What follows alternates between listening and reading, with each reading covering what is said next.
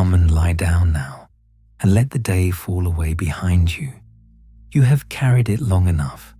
Let your breathing slow, and let your thoughts go soft and loose, and let this quiet story gather you up and carry you gently down into sleep. You do not have to remember any of it. That, as it happens, is the whole of what this story is about.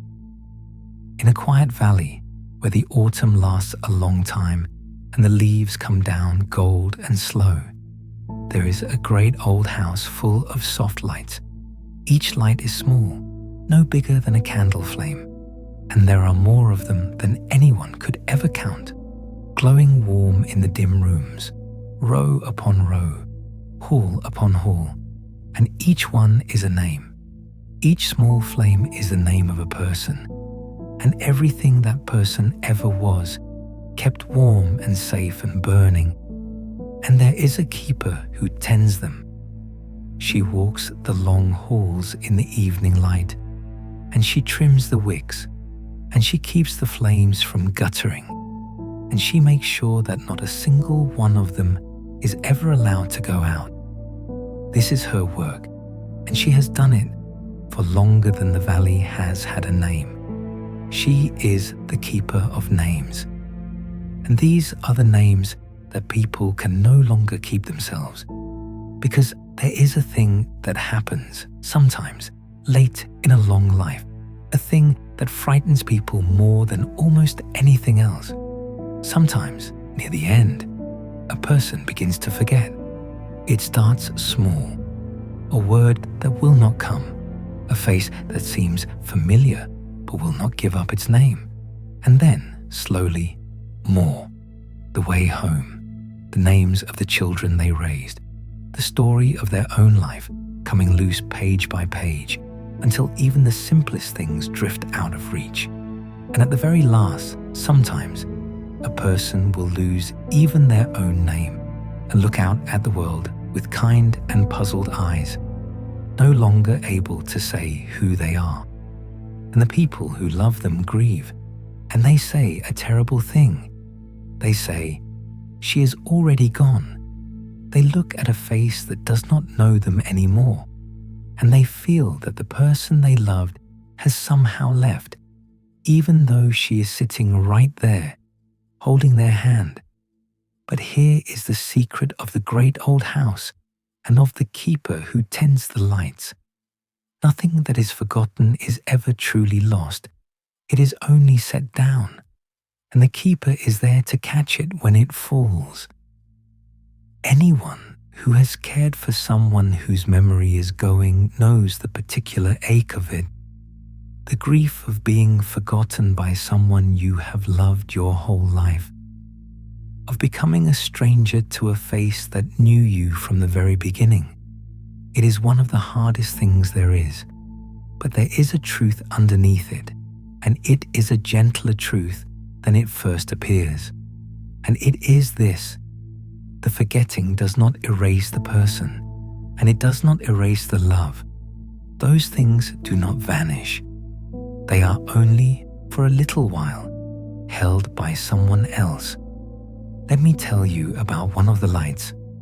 There was an old woman in the valley who had forgotten almost everything. She had been a mother and a teacher and a friend to half the village, and she had loved her life fiercely. But by the end of it, she could no longer remember her children's faces, nor the village, nor the long good years, nor even her own name. She sat by her window in the lamplight, gentle and unworried, looking out at a world that had become new and strange to her, holding nothing at all. And her family sat with her and broke their hearts because they were sure that she was gone. But she was not gone, not in the slightest, because every single thing she had let go of, the keeper had caught and was keeping safe and warm in the great old house. The name of her firstborn, which she could no longer say, was a steady flame in the keeper's hall. The face of the man she had married, which had slipped away from her, was held and tended and not allowed to dim. The whole long shape of her life, every year of it, everything she had been, was kept lovingly, exactly as it was. She had not lost herself. She had only set herself down where she could no longer reach, and the keeper had picked her up and was holding her the way you hold something precious for someone who has grown too tired to hold it any longer. She kept the names that could no longer keep themselves. And the family, though they did not know about the great old house, were doing the very same thing, without ever realizing it, because even as the old woman forgot them, they did not forget her. They remembered her firstborn's name for her. They remembered the man she had married. They held the whole long shape of her life on her behalf, told her own stories back to her in the lamplight, kept her exactly as she had been, even when she could not. She had forgotten who she was, but she was still known. She was still held. She was loved by people who carried her name for her when her own hands could no longer. And that is the truth that the keeper of names knows, and that the great old house was built to keep. You are not your memory. You are not erased when you forget. A person is not a thing that can be lost simply because they have set themselves down. As long as there is one soul left who remembers your name, who holds the shape of who you were, who loves you whether or not you can love them back, you are not gone.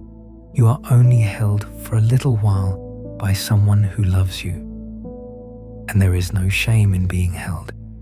We are, all of us, held by someone. In the end, nothing was ever truly lost. It was only moved into safer keeping. The old woman died, in time, gently, by her window in the lamplight, with her family around her, telling her her own stories to the very last. And her family wept, but they were not afraid for her, because somehow they understood that she had been held the whole way through. Even in the deep forgetting, even when she could not hold herself. And in the great old house, the keeper did not let the old woman's light go out. She trimmed its wick, and she set it among the countless others, and she keeps it burning still, warm and steady, the whole of a life, safe forever. And so it is, for every name. Nothing the valley forgets is ever lost. It is only carried by the keeper and by the ones who loved them into the long, warm safekeeping of the great old house, where the lights never go out. And one day, when your own memory begins to loosen, as it does for so many of us near the end, you will not have to be afraid of it, because you will not be falling into nothing. You will only be setting yourself down gently into hands that are ready to catch you. The people who love you will hold your name when you cannot. The keeper will tend your light, and nothing of who you were will ever truly be lost. But that is far away, and it is not for tonight. Tonight your mind is your own, and quiet, and there is nothing you need to hold on to. You are allowed to let all of it go soft and dim, just for now, and simply rest. So let the great old house grow warm and far away. Let the small lights blur together into one gentle glow at the edge of your mind. You do not have to keep anything tonight. It is all being held for you. You are safe to let go.